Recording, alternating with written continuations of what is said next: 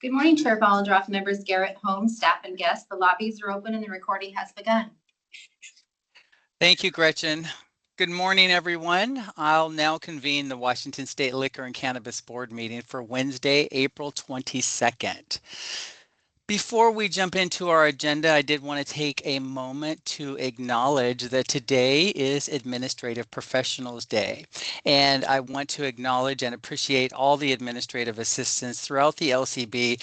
But I want to take a moment just to offer special appreciation to both Deb and Gretchen, who happen to be in the room and who work most closely with the board. So just really wanted to take a moment to appreciate the hard work that you do, the problem solving, the creativity, the teamwork that goes with working with 3 board members who are all very different in their approach and their style.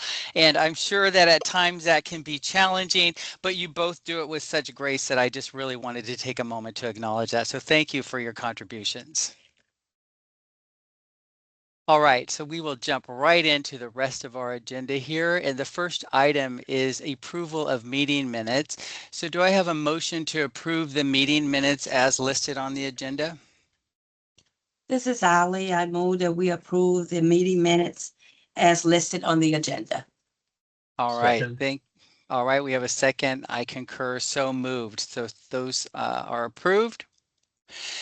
And the next item is our public years of public service recognition. And, you know, we do a lot of important work at the LCB, everything from licensing to enforcement to education and many, many, many things. But one of the other things that we do is we recognize the people who make this work happen and recognize the valuable contributions of our employees. It's one of my favorite things to do. So the first person up this morning is Janita Thompson, who's our Human Resources Director, and to present present her award and recognition is Tony Hood, the Deputy Director of the LCB. Good morning, Chair Ballendraff and members Garrett and Holmes. I'm excited to be here to recognize Janita Thompson, our HR Director. She started here at LCB in October of 2025. Prior to that, she worked at 4 different other agencies: Department of Transportation, Healthcare Authority, L&I, and Department of Health most recently. She brought more than 25 years of experience in both the private and public sector in human resources and business operations. We are very fortunate to have her here at LCB, and really the state of Washington is very fortunate that she chose to be a state of Washington employee for so long. She is very loyal, invested in us, and very dedicated. And we are very happy that she is here at LCB and a state employee. So I want to say congratulations on your 20 years and give you the right, oops, that's the wrong certificate. Wrong certificate. Give you the correct certificate. So thank you. So Thank you much. so much. Oh, good. We're going to vote.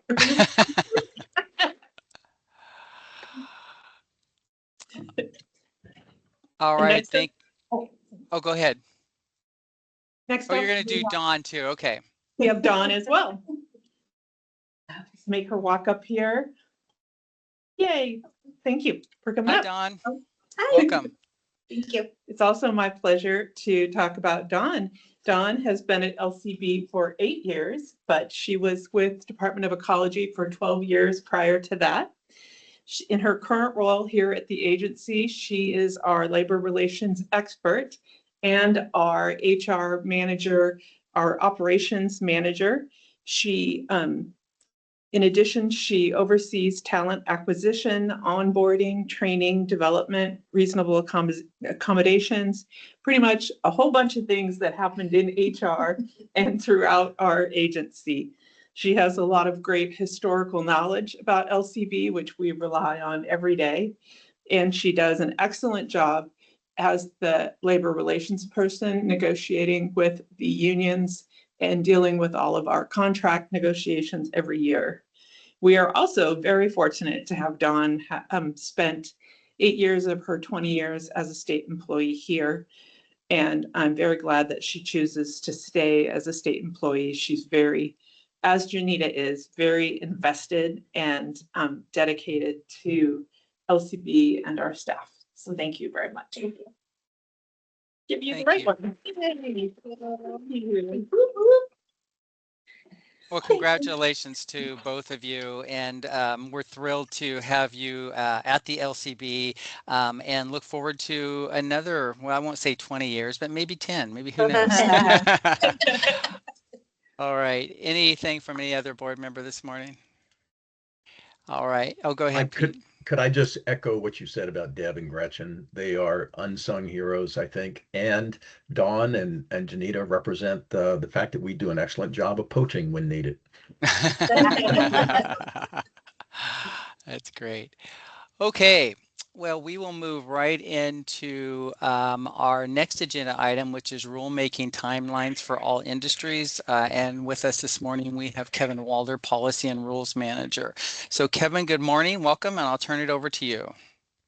All right, good morning, Chair Bollendroff and board members Garrett and Holmes. The rules team currently has 12 open rules projects, and we'll be requesting approval to file for expedited rulemaking on 3 more today. Under our delegated authority, the Director's Office filed a CR 101 on April 13th to initiate rulemaking on second substitute House Bill 1701, which allows liquor licensees to lease space to one another. And we'll be filing a CR 101 in May to initiate rulemaking on House Bill 1941, allowing agricultural cannabis cooperatives. In both cases, we should be able to focus narrowly on legislative implementation and do not anticipate significantly contentious or lengthy rulemaking with either. The rules team also received 5 rule petitions since our last board meeting, all of which require a board decision and formal response within 60 days. Daniel will be presenting our recommendation on the first of these today. So moving on to our current alcohol rulemaking, we held a public hearing for the contract kitchens rule implementing engrossed House Bill 1602 on April 9th at 1 p.m. We had no comments on the rules as proposed, and we'll be presenting the CR 103 filing package at next month's board meeting. Then we have the retail alcohol product placement rulemaking, which is currently undergoing a third-party economic analysis. To aid in this analysis, The Economist sent out surveys in mid-March to randomly selected retailers and distributors that would potentially be impacted by these new regulations. And we've been informed that the participation rate has been okay so far, but it could be better. So to ensure as robust a data set as possible, we're coordinating on a communication strategy to get the word out to licensees that the survey is legitimate and constitutes a unique opportunity for licensees to share their perspective and help us make data-driven decisions. It will still be a couple of months before the economic analysis is completed, and we'll have to evaluate next steps from there, including whether any additional rule amendments are necessary before we move to the CR 102 proposal phase. And then lastly, on the alcohol side, the comment period on the expedited trade practice repeal ends on May 5th, and we'll be prepared to file the CR 103 following next month's board meeting. Moving on to cannabis rulemaking, we will be holding the public hearing for cannabis advertising implementation of engrossed House Bill 5206 tomorrow, April 23rd at 1 p.m. And barring the need for any significant changes in response to public comments, we'll be prepared to move forward with the CR 103 on that one in May as well. Cannabis retail management agreements, implementing substitute Senate Bill 5403 remains a very heavy focus for the rules team. We held 2 stakeholder sessions in March that were well attended, and we received a lot of really constructive feedback from stakeholders, both during the sessions and the written comment period afterward, which ended on Friday. We're currently evaluating that feedback to determine next steps, and it is clear that significant disagreement among the industry remains surrounding the issue of discounts and volume pricing in particular. As mentioned yesterday, we received 133 emails on this topic just last week, and 78 of those were clearly opposed to volume pricing and discounts more generally, while 54 were written in support of allowing volume pricing and developing clear rules around discounts more generally. And when we account for duplicate emails and other variables, it looks like folks are fairly evenly divided on this topic. So given this division and the statutory ambiguity we're working with, this could very well benefit from a more robust economic analysis like we're doing with the retail alcohol product placement. And it's likely going to take some time yet before we're at the 102 phase.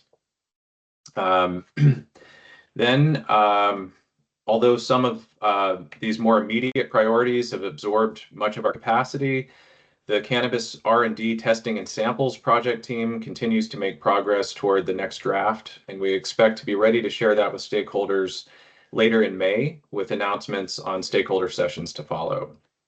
And then finally, I had also mentioned cannabis batch tracking at our last board meeting. And while we're still looking to pick that one up next, the implementation of some of this recent legislation has to be prioritized. So that's going to push it out just by a couple of months. Then moving on to petitions, Daniel is going to be presenting the Director's Office recommendation regarding the petition we received on March 3rd from Barbara Jones. That's in relation to WAC amendments that would expand the definition of complete meal to include prepackaged foods. And that has implications on the type of liquor license that an establishment qualifies for. And then we have 4 other petitions that we received since the last board meeting that we'll be presenting at the May 6th board meeting. And then finally, just to highlight some of the collaborative agency efforts made in response to John Kingsbury's petition regarding verification of patient recognition cards for the medical cannabis excise tax exemption that we discussed during our last board meeting. As you acknowledged during caucus yesterday, Chair Volendroff, even though the board may not ultimately pursue rulemaking in response to a petition, we take this public feedback seriously, and sometimes a petition will create other opportunities beyond rulemaking for us to do more. So in this case, it's clear that John identified an issue that warrants greater attention. And so Policy and Rules, with the assistance of our communications team, submitted an article in the March LCB Topics and Trends newsletter on Medium, highlighting the concerns surrounding compliance with the medical cannabis excise tax exemption requirements. We also coordinated with E&E on an enforcement notice sent out at the end of March to remind licensees of the necessity to check patient recognition cards in the DOH database with every tax-exempt transaction, as well as other related requirements. And then finally, we've remained in contact with our counterparts at DOH, who have also confirmed additional education and outreach efforts and vendor enhancements to reinforce these expectations and allow owners to track whether employees are in fact completing card verification in the system. So I think that does it for my rules update. So I'm happy to answer any questions anyone might have. All right, thank you very much. Any questions for Kevin?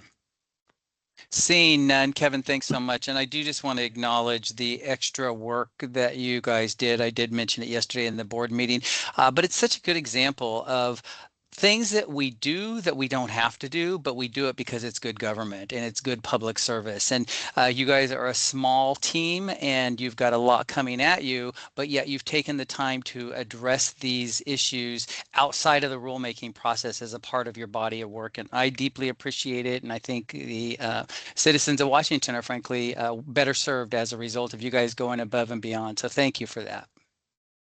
Thank you.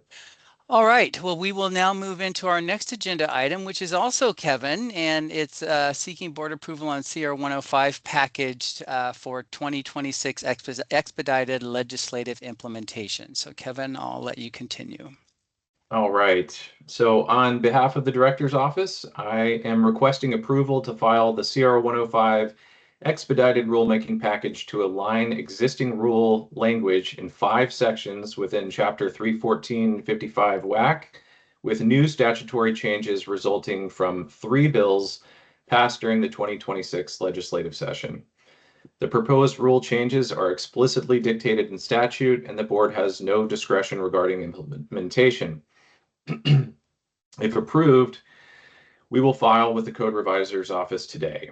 There will be a public comment period through June 20th, and assuming no significant changes are warranted following the public comment period, we plan to seek board approval to file the CR 103 to adopt permanent rules at the July 1st board meeting, the earliest eligible date per Administrative Procedures Act requirements for expedited rulemaking. This rulemaking package focuses exclusively on updating rules to align with statutory changes resulting from 3 bills. House Bill 1526 amends existing statute to allow snack bar licensees to serve wine by the glass in addition to beer in open bottles or cans. Engrossed substitute House Bill 2476 increases the maximum number of seats a theater can have to qualify for a spirits, beer, or wine theater license from 120 to 200. And engrossed House Bill 2681 increases license fees for cannabis producers, processors, and retailers. Because the proposed rule changes are limited to only revisions that are explicitly dictated in statute, the board has no discretion regarding implementation, and substantial confusion among licensees and the general public could result from the failure to update rules. This rulemaking qualifies for expedited rulemaking under the APA. The Director's Office is requesting approval of the CR 105 package accordingly. Thank you, and I'm happy to answer any questions. Thank you, Kevin. Any questions for Kevin?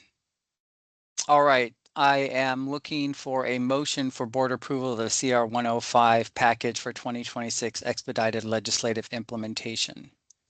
This is Pete. Mr. Chairman, I move that we approve the CR 105 package for the expedited rulemaking as discussed. Thank you. This is Ali, I second. Okay, and I concur. So that is moved. So thank you very much, Kevin. Thank you. All right, we will move to our next agenda item, which is also the rules team, and it's alcohol-related rulemaking. And with us today, we have Daniel Jacobs, Policy and Rules Coordinator, to review a petition and consideration of amending WAC 314.02.010 to allow packaged food to qualify as a complete meal. Daniel, I will turn it over to you for discussion. Thank you. And good morning, Chair Vollendroff, members Garrett and Holmes. This morning, I'm presenting the Director's Office recommendation on a petition for rulemaking. On behalf of the Director's Office, I'm recommending denying the petition for rulemaking for reasons that I'm explaining now. On March 3rd, the LCB received a petition for rulemaking from Barbara Jones on behalf of White Horse Saloon, requesting to allow pre-prepared meals to constitute a complete meal for purposes of rule. Statute defines a restaurant in part as, quote, an establishment maintained in a substantial manner as a place for preparing, cooking, and serving complete meals.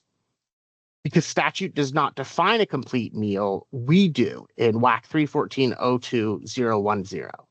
That definition has multiple elements, but one part states that menu items that consist solely of the following do not count as complete meals: pre-cooked frozen meals that are reheated, carry-out items obtained from another business, or snack food. The LCB has a long history of figuring out exactly what constitutes a bona fide restaurant versus a tavern that offers food in name only. There are a few relevant differences between restaurant licenses and taverns, including that taverns cannot serve spirits and they cannot allow people under 21 on the premises. A long time ago, in the 80s, the LCB, the LCB required that a certain ratio of restaurant profits actually had to come from the sale of food versus liquor, and went so far as to examine the receipts and the ledgers to make sure that this was the case. In the 90s, restaurants had to have certain expensive commercial kitchen equipment to qualify. After following feedback from the industry, that requirement was removed in 2005 and instead replaced with the requirement that a complete meal was served, and defined a meal in part as something that required the use of a utensil. Following that change, concerns arose about us having For example, a single expired Hungry Man meal available on the menu for $100, but never actually sold. This isn't a hypothetical, but this is actually something that was observed by staff at the time and became sort of emblematic of the problem. These concerns led to the introduction of the language prohibiting frozen meals that are preheated, carry-out items from other businesses, and snack food exclusions in the definition of a complete meal, and it's remained in rule language since 2010. Rulemaking in 2017 actually reduced the number of days that complete meals are required to be served. It used to be that you had to offer complete meals 5 days a week, but that was reduced to three days a week. And the following year, the type of dishes, entrees, and side dishes that qualified for complete meals expanded to reflect a more diverse cuisine. Following the pandemic, different food service requirements were changed, and the definition of a complete meal was moved from one rule section to another, and to where it currently lives in 314.02.010. The petitioner raised 4 main concerns regarding the permitted use of prepackaged food as complete meals. First, the diversity and acceptance of prepackaged foods, the wide availability of prepackaged foods, the cost of fresh food, and the safety of prepackaged food. However, these points either aren't within our regulatory purview for relevant consideration or don't actually support acceptance of the rule petition. The diversity and social acceptance of prepackaged food isn't the issue here.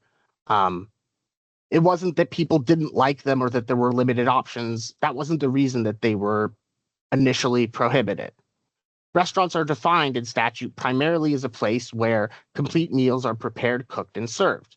A complete meal being made entirely in an industrial setting and then simply taken out of plastic and put on a plate doesn't turn a business into a restaurant. On the flip side, not every single retail liquor license is required to serve complete meals.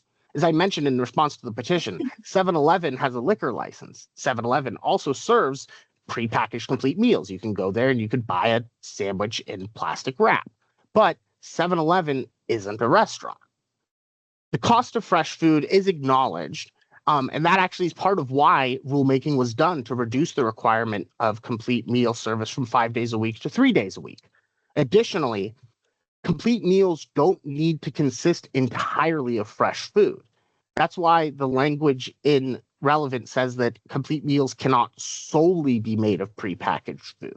If there's a combination of prepackaged food, but fresh, a fresh side dish, sort of the example, prepackaged, if you're making fish and chips and the fish is prepackaged and frozen, but you're making the fries fresh. That's hard to say, fries fresh, or vice versa. That's fine. We just don't want you taking a dish entirely out of plastic and putting it on a plate and being like, here you go. Lastly, the safety of prepackaged food, leaving aside for a minute whether or not empirically that's true, but frankly, that's not our regulatory purview. That's, for local state health departments to consider. If there's food safety issues, again, that's not something that's relevant for our consideration. Lastly, it's worth noting that the exclusionary language we're talking about in the definition of complete meal about not allowing pre-frozen food or carry out or snack food, it's not just in the definition of complete meal. It's also in the definition of minimum food service. And that definition applies to a broad range of liquor licensees that don't necessarily have to serve complete meals. But if we start saying that prepackaged meals can count as a complete meal, I think that could reasonably lead to the question of why we wouldn't make that same change to minimum food service, which in turn would affect a wider range of licensees than just restaurants like we're talking about here. Therefore, the director's office is recommending denying the petition for rulemaking because allowing prepackaged food to constitute complete meals undermines the statutory definition of a restaurant. It's contrary to the agency's history and rule of requiring bona fide food preparation, cooking, and service by restaurants. And the use of prepackaged food isn't entirely precluded from current rule in being used as part of a complete meal. Thank you, and I'm happy to answer any questions. Thank you, Daniel. I appreciate the way in which you have laid this out and described the evolution of this conversation over multiple years, going back as far as the 80s. And what I would like to recognize is that we also have recent legislation on contract kitchens. So the legislature is also paying attention to this. However, having said that, I do not support this petition at this particular time, and I would be inclined to support the director's office recommendation. But with that, I'll open it up for questions or comments from other board members. No All right. no comments.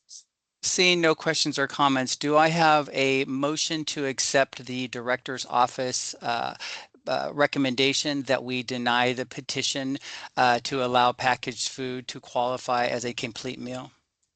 Before I do the motion, Pete, were you trying to say something? I do want to say that I don't support the director's recommendation.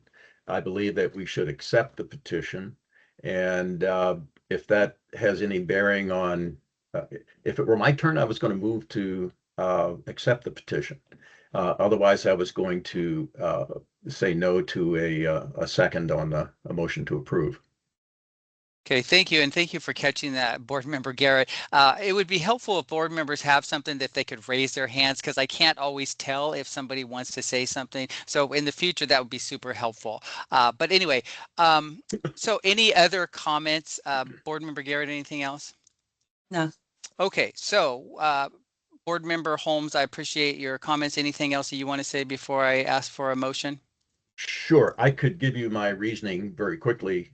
Sure, absolutely. And that is simply, this is more, as I think Daniel's presentation laid out for us, a situation where we don't have the resources. I'm the first to acknowledge that, but we do have the responsibility, I think, to act here. I think that it's our rule was last visited 16 years ago, and we've got industries plural that are in economic hard times, and I think the regulator has a responsibility to look at that. I think we need an economist, not only for this rule but for others, and I recognize at the same time the budget constraints. That said, doesn't change whether or not there's a need for this rule to be revisited by the agency whenever it can. So with that, I would vote to accept the petition, and I'm happy to answer any questions about my thinking as well. I think we need to hear from a lot of parties, including, as you mentioned yesterday, Mr. Chair, that hear from local jurisdictions. I'd like to hear from SEIU, the State Patrol, more healthcare organizations.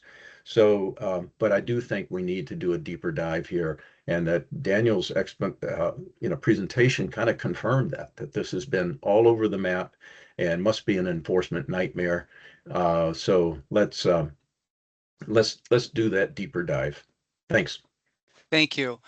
Board Member Garrett, any comments or questions to? Pete, in hearing what you're saying and in the discussions, and to do because I agree, maybe a deeper dive should be done. I don't know if this is the way to go about the deeper dive or not. Daniel, can you help with this conversation? So if we accept, or how do we do a deeper dive into the concerns here? Sure. So I just wanted to clarify that the rule language has been revised. It's not that the prohibition on frozen food and takeout and snack food, that's been in place since 2010. But the rule language itself has been revised. And I think I would say that I think a good example of sort of consideration of this was during the pandemic. During the pandemic, food service requirements were relaxed. However, those expansions or that relaxation ended when a lot of the pandemic measures ended. I think that sort of what I had talked about yesterday was that you could see this, and I think I'll just repeat it since we talked about it yesterday, that the legislature has given an indication that they're willing to sort of look at expanding the food service and how food service can be accomplished at liquor license locations. I think it's complicated because while we don't regulate food strictly, we do regulate the conduct of liquor licensees, and we've acknowledged that there is a public interest in liquor licensees offering food service for public health reasons, for, alcohol absorption reasons in the body. It's just, I think that, while we do acknowledge it, it's hard because statute has, defined a restaurant primarily as a place for eating. And I think that the history of, no one wants to go back to requiring big, expensive kitchen equipment or looking through ledgers to make sure that a restaurant's getting most of its money from the service of food versus alcohol. That doesn't seem necessary or like something we want to return to. However, that's a long way of saying that I think that it's entirely likely that we will need to revisit this in the next few years. But I think that I guess the analogy that I gave yesterday was it seems like the legislature is starting down a path, and they've taken a few steps down that path. I think that acceptance of this petition would be us taking the next step. And I think it would be not unreasonable inherently to do so. I just don't know if the legislature would want to take that next step. I think additionally, frankly, if we accepted this petition, we won't get started on it in the next year, just with the backlog and the sheer volume of other work we have. And it's entirely possible that between now and next year, the legislature itself acts to amend that definition, and then we would have to address this topic through legislative implementation regardless. So I would say that, I guess that's a sort of complicated way of saying that, yes, I think that Member Holmes is right, that this topic of food service is worthy of further conversation. But frankly, it's not an issue where it's something that if this petition is accepted today, Kevin can confirm, but I don't see this getting moved to the top of the list, even of the petition-based rulemaking. Thank you, Daniel. Just a couple comments. Board Member Garrett, I too believe that this is a discussion that warrants time and consideration. I think that the recommendation that I would have at this time would be to direct Barbara Jones to the legislature for further conversations. There's so many people that need to be involved in this conversation, public health, local officials, etc., that this is a bigger issue. But I agree, and as evidenced by the legislature, they are interested in having these kinds of conversations and moving in that direction. I don't feel like it's our position to get ahead of the legislature. I think that we should engage with the legislature and be a part of these conversations, and that's why I would continue to support accepting the recommendations to deny the petition. Okay, Board Member Holmes. I just want to respond about the basic philosophy I have about our role as a regulatory agency. I think that the legislature entrusts to us regulation of this industry and others, and we are the ones with the most expertise in state government, I believe, to do the deeper dive, even if we lack the resources right now. And that, in a sense, can inform the legislature. But the legislature can't micromanage every aspect of a regulated industry. And this is a prime example that I think we need to be able to dive in with an economist, with others, and take a look at this. And frankly, try to address something. Are we effectively telling people that only people that are wealthy enough to afford a sit-down meal are going to be able to have the luxury of a drink with their meal? What about the working guy that is going to a tavern or whatever and would like to have one of these pre-prepared meals to go along with it? So you're encouraging the social consumption in a tavern setting. You're encouraging a meal that's affordable.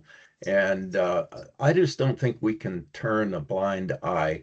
Our rules have been encouraging the brinksmanship of the $100 Hungry Man expired food or the $100 frozen taco or whatever. And that's for a reason, because we've just been ignoring realities. I think that we can help this industry and keep our eye on public safety and public health. We just need to be willing to do it, and can't expect the legislature to do the deep dive right now that our expertise affords. That's what I think is the essence of a regulatory agency. Thanks. Thank you. Okay, Board Member Garrett. And Pete, you said something that I've always said is why do we have to wait on the legislators to do something that we can do? Why do we have to wait to be told? I agree with that statement. In saying this and listening to this discussion, do we, because I wish we would have gotten into this discussion yesterday, but more yesterday doing caucus, does accepting or denying, what makes this the best avenue in order to take a deeper dive? Because I do think we should take a deeper dive, especially when you see how things are evolving and different things to do with what people are setting up to provide food and on, that I don't know what that is. Daniel, do you have a response to Board Member Garrett's? I don't know that I have. I will say that since yesterday, I've done some research nationally to see if we're an outlier by state, and we are not an outlier. This is the way in which the vast majority, although not all states, identify and classify restaurants versus bars, etc. So it's not as if we're an outlier. And again, I agree completely that this warrants further discussion and further deeper dives, and would support us doing much like we did with the Kingsbury petition, where we denied the petition, but we did work anyway because we agree that it's an issue that needs to be addressed. So I would want to say a few things. I think one, I also wanted to sort of address that if we do like sort of going back to, if we do accept the petition, there may be work that needs to be done on the licensing fees side of things.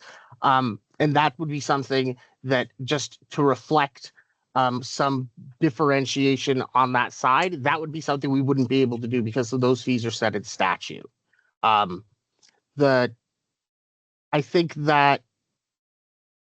it's hard because, like you said, I mean, we can certainly accepting this petition, as we've sort of said before, doesn't necessarily mean we're going to make this rule change.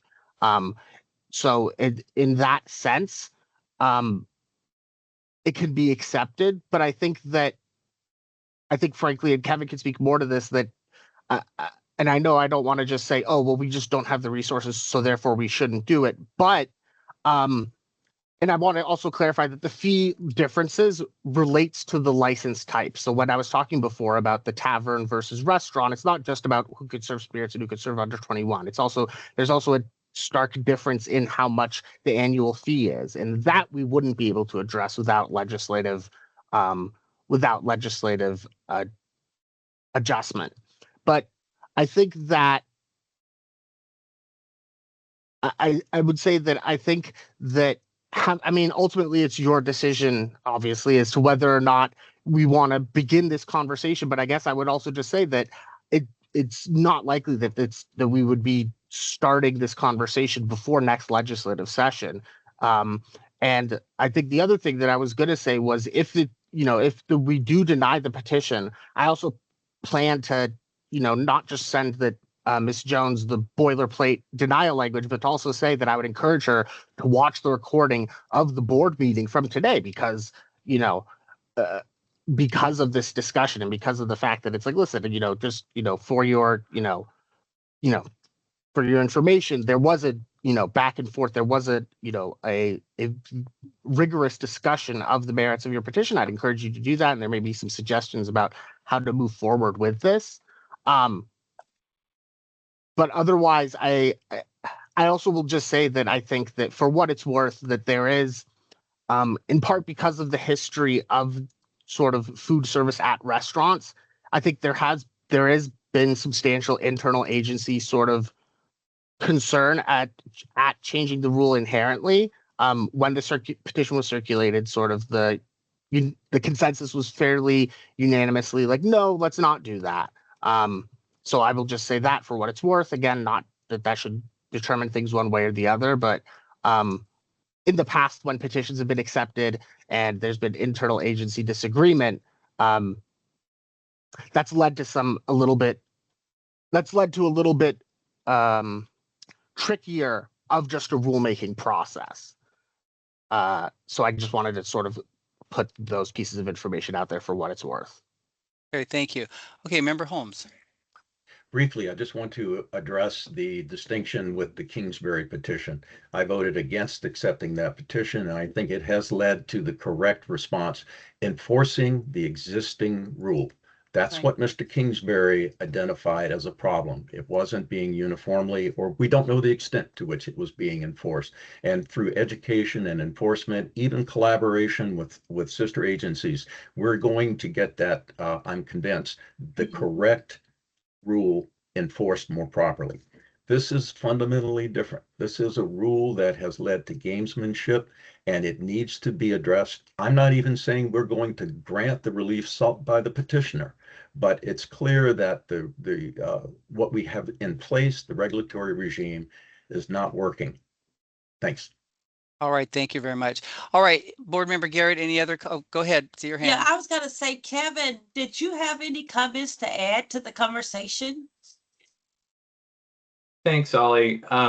Yeah, I mean, just to reiterate Daniel's comments, if we were to accept this, the likelihood of us being able to actively engage in this rulemaking within the next year is slim to none, given the workload that we already have. And, based on that, the agency doesn't have to accept a petition in order to, if we determine that this is an issue 6 months from now or a year from now, we could initiate rulemaking our own without a petition. And so I just feel like in terms of managing our workload appropriately, which is my purview, I'm hesitant to kind of paint ourselves in a corner when we already have a backlog going back. There are people waiting on petition work going back 3 years at this point. And that creates expectations. And, again, like Daniel said, this probably will come up in the legislature within the next year or two, in which case it will have to be prioritized. In the meantime, I think that there's a lot that we can do to kind of evaluate how existing rules are working, how they're not working, so that we can be prepared to address it when the time comes. But, it's not that I don't agree with what Board Member Holmes has said. I think this is an issue that warrants further consideration, but we don't have to accept the petition and paint ourselves in a corner to do that. That's my perspective anyhow. Thank you, Kevin.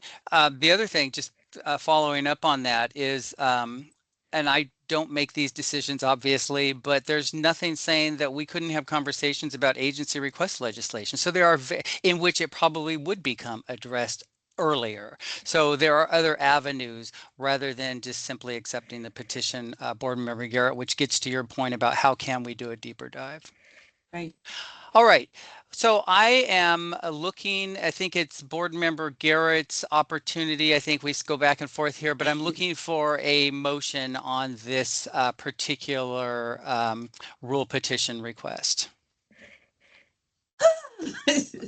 Okay, so I move that we deny the petition, Wolf making it clear, based on the conversations that have occurred here today, we don't just put this on a shelf, that we do take a deeper dive and look at what it is that we can do. And if it warrant agency, legislative, whatever that is, that we are not going to just put this on a shelf.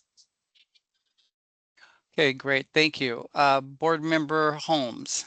I do not support the motion. So I did want to just add to Ms. Garrett's comment.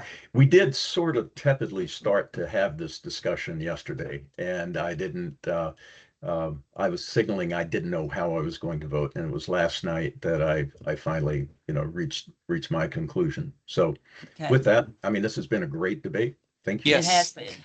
One of the things I appreciate about being on this board is that we can have these types of discussions, and that's what we're here for. So I really appreciate the discussion today. I concur with Board Member Garrett. I support denying the petition, and so moved.